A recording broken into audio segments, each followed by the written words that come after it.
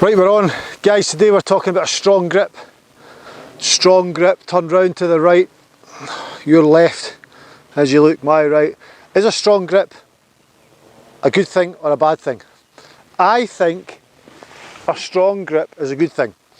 And the reason for that is the way the skeleton inside your arm or the bones inside your arm work. So let's have a little look at this. So, I pull this up. I've got a base layer on as well today, so it's not easy. So, I'm going to draw a couple of lines on my arm. My arm has two bones. My arm has a bone down here and a bone down here. Okay, this one here, radius, this one here, ulna.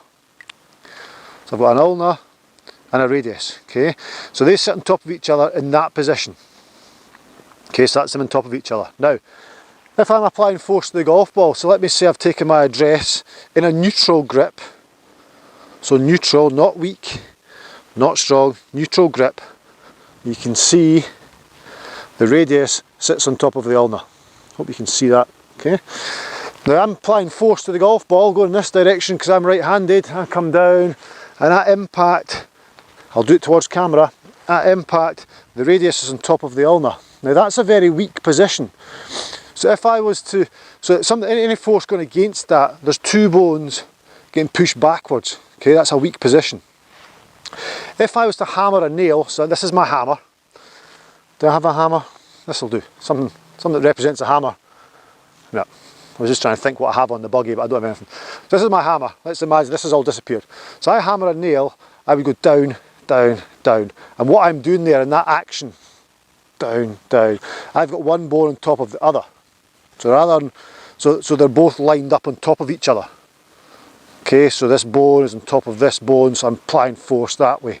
Okay, if I go this way, the two bones are facing, so on top of each other, but they're not working together, not one behind each other, if you like. So it's very, very weak position. So if I'm hammering down this way, that's very, very strong. If I was to hammer a nail in that way, I would turn the hammer round in this position. So again, the bones are on top of each other in the direction they're being delivered, sorry. And I would hammer the nail that way. I wouldn't take the hammer, turn it around and go that way with the two bones going this way because it's very, very weak. So the bones have to stack up on top of each other. So let's take the strong grip. So I take my grip, slightly strong. So a good way to do this is close the face, then just grip the club normally. Okay, so I'm in a very, very close position. But if I was to put my hands forward, in that position, now we've got one bone on top of the other, so I'm in a strong grip position, and at impact I want to deliver that strong grip. So I'm delivering that way strong, ulna and radius, and that way strong, ulna and radius, one behind each other. So I'm applying more force, much stronger than fighting against two separate bones, whereas what I've done is I've taken this bone and this bone, I've tilted it on its side, so now one's behind the other, and they're both going that direction. Karate chop. You wouldn't do that, move your hand, karate chop. So that's the same idea, same as hammering. So, stronger grip, just close the face slightly. If you watch my other videos, I've got the grip and the golf swing, the elite video. I'll put a link up at the end of the video. We start off with the club face closed, and then we bring it round to its position, and then I put my right hand on, which puts you in a strong grip position. So when we deliver at the golf ball, we're delivering bone behind bone, bone on top of bone, and I'm getting a much stronger strike instead of being in that position and slapping like the hammer.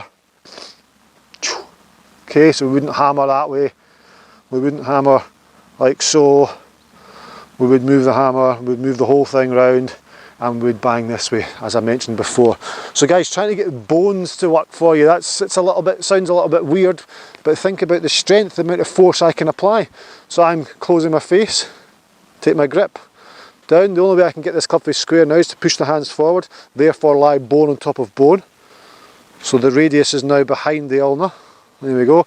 And then from there I can deliver that. That is so strong.